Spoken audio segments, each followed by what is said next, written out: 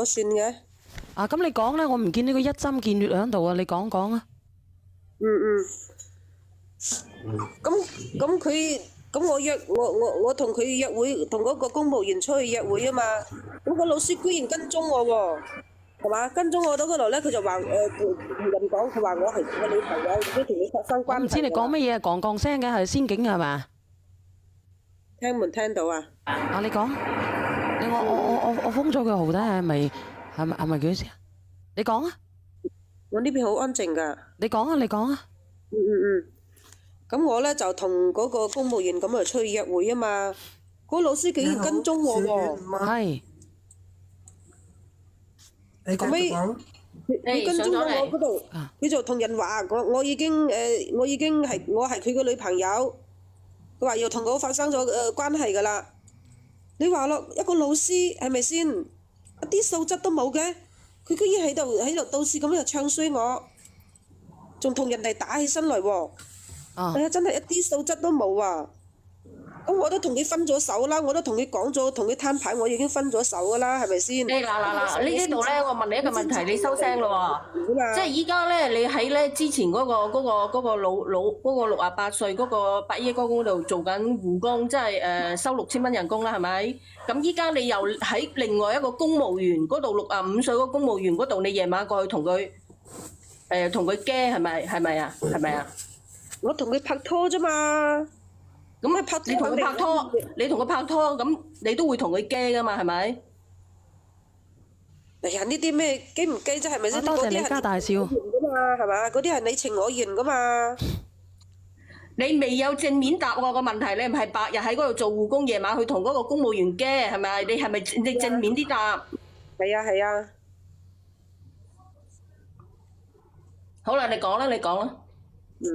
咁後尾咧，佢同人打咗起身嚟喎，因為佢當時好激動啊嘛，好激動咁咪當時咪中風咗咯。中風咗之後咧，你都幾犀利喎！真係依家撈哨子，令到中風咗之後咧，後來咧，佢啲仔女啊了解清楚情況之後咧，佢就話我咩點樣嘛？佢話我咗佢老豆嗰啲錢啊嘛，要我還翻俾佢喎。佢話如果我唔還咧，佢就告我，所以咧我而家就好驚咯。我又想問下小賢姐姐同埋直播間啲朋友，佢哋咁樣做係唔係想敲詐勒索我啊？因為嗱，依家正面答你啊，嗬！嗱，我正面答你，其實咧嗱，我同你講，你嗰18萬咧，你係要俾翻人哋嘅。16萬冇18萬。係啊，16萬，但係咧，如果睇下你賴唔賴得到咯。即係如果佢係通過轉帳嘅方式，你係肯定賴唔到噶啦。咁如果現金嘅方式，你有可能賴得到。咁我同佢拍拖啊嘛，係嘛？我又冇呃佢，我都有愛過佢，我都有付出過真情㗎，係嘛？咁你睇下當時你哋係點樣傾咯？如果佢係自願俾我㗎，我點解要退翻俾佢啫？佢哋咁樣做啊，分明係敲詐勒索我啊！我覺得。你敲詐勒索人係咪啊？你個仔出嚟做嘢，佢唔點解唔靠自己雙手咧？點解你要條老嘢買車俾佢咧？憑咩啊？啊！一出嚟唔使捱苦，唔使攞經驗，就有台車開啊？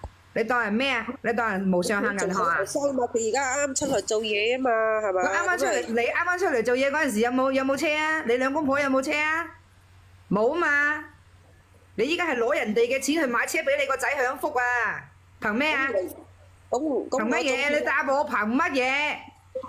咁我係佢阿媽啊嘛，咁我個嘢係佢阿媽，點解你兩個姐姐我問下你？我問下你嗱，唔好嘈，係佢個仔一樣咯。你講啊，呢個叔係咪事主嚟㗎？你聽聽，喂，種田大叔啊，嗰個唔係事主。唔係啊，呢個講嘢嘅匿名嘅，你好啊叔。可以講兩句嘛？啱先嗰個小姐姐講呢個情況，你話人哋拍拖自願俾錢你冇提出要求人哋會俾你咩？首先人哋要求人哋俾你，提供咁嘅價值俾你，你同人哋拍拖係你自己自願嗰2000蚊同人哋拍拖㗎係嘛？你嗰十幾萬，你嗰10幾萬，你聽我講完先啦。你嗰10幾萬係你要求人哋俾你㗎。同人哋嘅仔要求你俾翻人哋都係一樣嘅道理㗎。啱先我哋同啲姐姐講嘅問題又係一樣㗎。即係點解咧？佢係你話想賴嘅話，只能夠係無證無據嘅情況下你賴得到。依家就你站喺唔係站喺我哋講乜嘢嘅情況下去了解呢件事，係站喺法律角度嚟講。你唔係話我用幾多情感可以花幾多錢，冇呢個定義㗎。嗱，我插一句啊！嗱，我插一句，呢個姐姐我想問你咧，咁嗱，你白日去同嗰個老坑做呢個護工啦，夜晚同另外一個老坑去到同佢驚啦，咁你同佢驚，咁你一個月收翻幾錢啊？咁我啱啱開始同佢拍拖啫嘛，係咪先？都未到嗰個地步，係咪先？姐姐，我直接問你，你係咪佢先都唔先下？先都唔先下係咪？定係幾多錢？咁都要睇下傾唔傾得埋噶嘛，先開始拍拖。咁你都同人哋驚咗咯，仲有咩傾唔傾得埋啫？即係依家到目前為止，你已經驚咗啦，但係一分錢未收過㗎，係咪？都有俾㗎，俾得唔係。俾咗幾錢嚟啊？俾咗幾錢嚟啊？俾咗2千蚊咯。驚咗幾多次啊？呢啲我可唔可以唔講啊？喂，你其實要問人哋驚幾多次數收費，我應該問下佢啦。其實嗰個價格已經係好清楚㗎啦。嗱，一個月4鑊咧就俾2000蚊你，即係等於係一鑊咧就500蚊。